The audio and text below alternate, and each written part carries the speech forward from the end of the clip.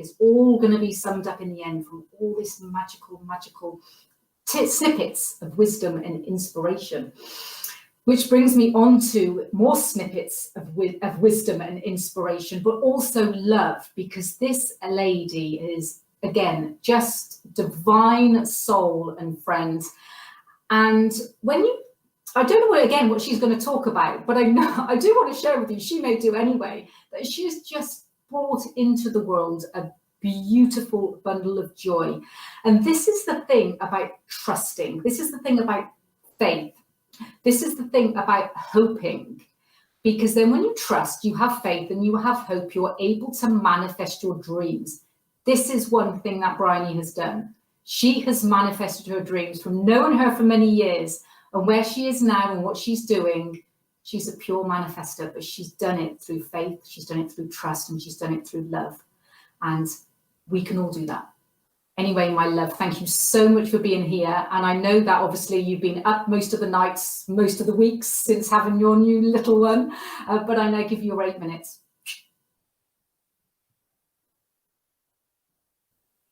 Thank you, Vikki. Thank you so much. And thank you for having us on your HIT Talks. And yes, we have just welcomed in our 6-week baby girl. And what I wanted to firstly talk about was my 8 minutes, which is going to be on movement. So a little introduction. My name's Bryony and I run totalbodytrainingcamp.com with my partner Alfred as well. And we're personal trainers by trade, and we now work online, and we help people become the strongest version of themselves, always and in all ways. And movement is what I'm going to talk about. And what I wanted to share with you guys today is 3 stories on hope, inspiration, and transformation. So the first one is when I was about 23 years old, and I was in a job that I enjoyed parts of it, but parts of it felt like it sapped my soul. And I'd gone through a period where I'd lost a few friends in a short space of time. And there's nothing like that actually gives you perspective. And I remember this so specifically. I literally remembered it like it was yesterday. I remember looking around the office and thinking, I don't want to be here in 2 months. I don't want to be here in 2 years, let alone 20 years. And I wrote out a list at that age. And it was a list on all the things that I could no longer tolerate in my life going forward. And I wrote out some bizarre things back then. I wrote out things such as, I want to be somewhere where I can listen to music. I don't want to work underneath a boss. I don't want to feel like my freedom is as long as my annual leave card. What else did I write down? I don't want to sit down all day. I hate office politics. Like, the list went on and on and on.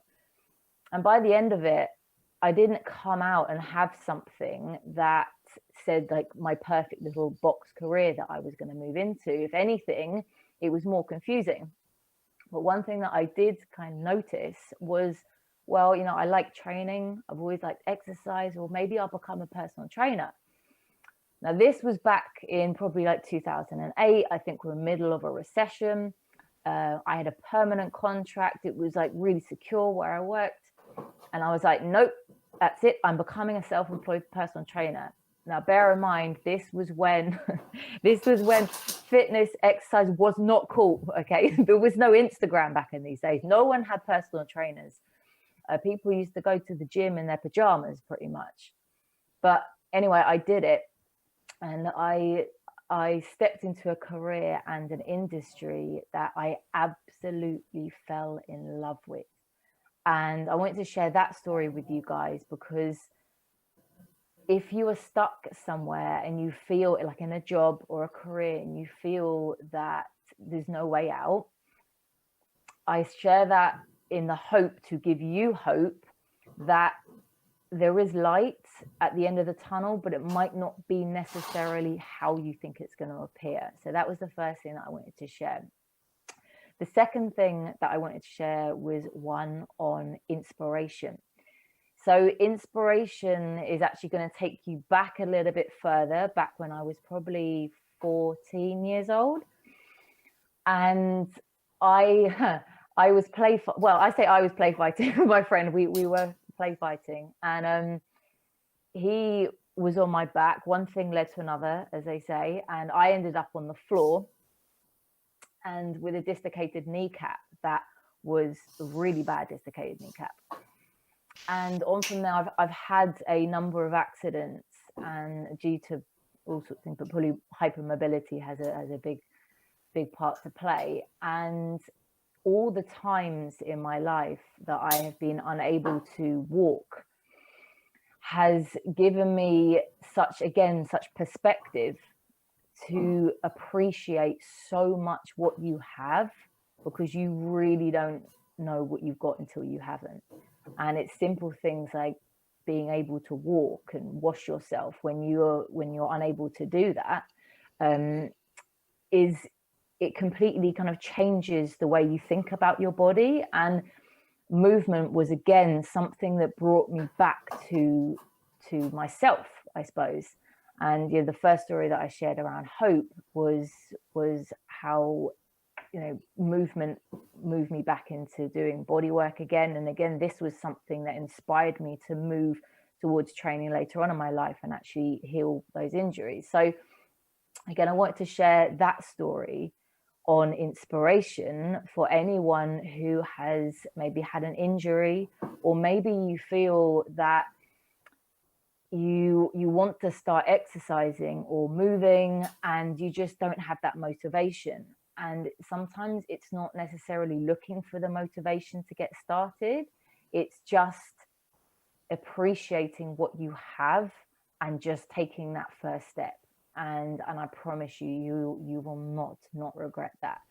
And my final story that I wanted to share on transformation, the last one, is actually fast forwards it a little bit into 3 years ago, so when I was about 32.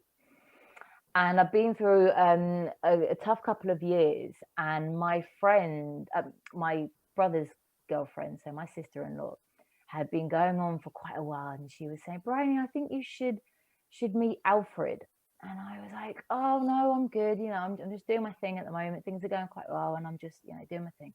She's like, I think you should. And she was also saying this to him. And it wasn't until we finally met and we hit it off. And as they say, I keep saying one thing led to another, but it kind of did again. And we had so much in common. And after a couple of months, we really saw that, wow, okay, this is something that is going somewhere. And you meet your soulmate.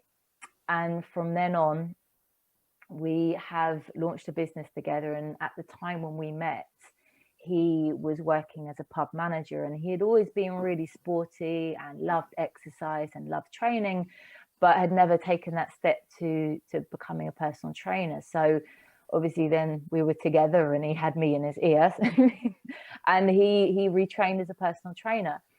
And from then on, just as we said at the beginning of the talk, 6 weeks ago, we had our first child, Ayana, a beautiful baby girl. And again, how movement has come in and completely transformed our lives again. And it's just the simple things along the way that have taught us so much, both of us so much. And the thing that's been there for us is movement.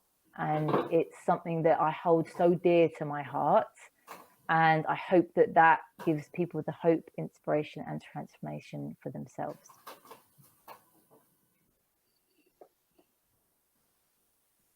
Thank you, my love. Yes, movement. I've been talking to everyone backstage about how to move, and I think you can't see me as the 8 speakers are talking, but I am. So I'm taking your advice there, Bryony. I'm actually moving and take a little bit more movements into this whole 8-hour back-to-back transformation that we're bringing to you live.